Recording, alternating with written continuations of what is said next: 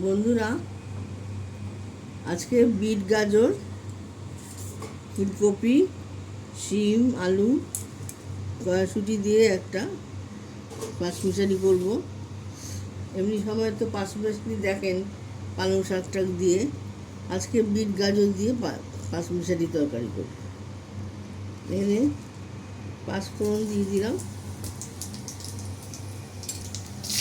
কাঁচা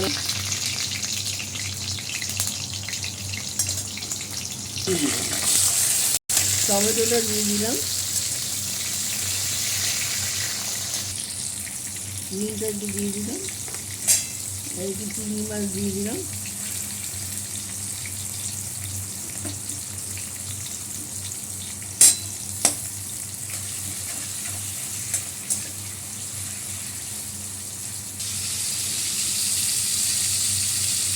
কড়াইশুঁটিগুলো দিয়ে দিলাম, তেজপাতা দিয়ে দিলাম, রসুন দিয়ে দিলাম।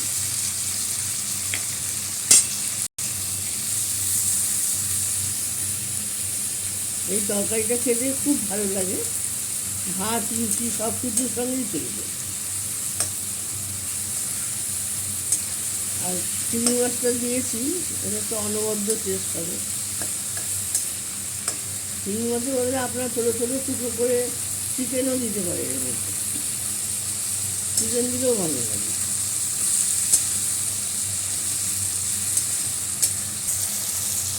গরম মশলাটা দিয়ে দিলাম,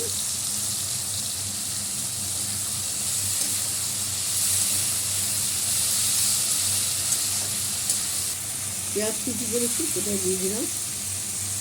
যেমন করে মাংস রান্না করে একদম সেইভাবে দিচ্ছে।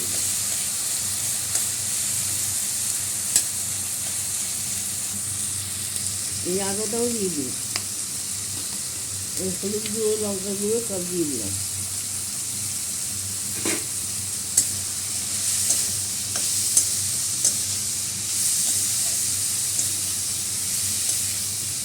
ভাত সব কিছুর সঙ্গেই ওই তরকারিটা করব। আমরা শীতকালে এই তরকারিটা খুব খাই, আপনারাও খাবেন।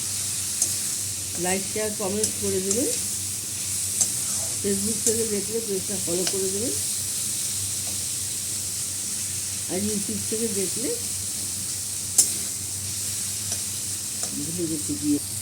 সাবস্ক্রাইব করে দেবেন।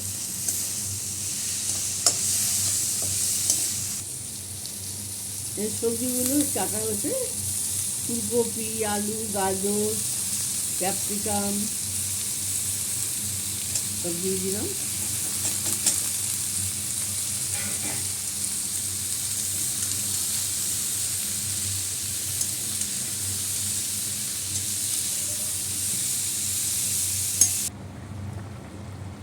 বন্ধুরা, আমার সবজিটা হয়ে গেল, বিট, গাজর, আলু, ফুলকপি, শিম, কড়াইশুঁটি।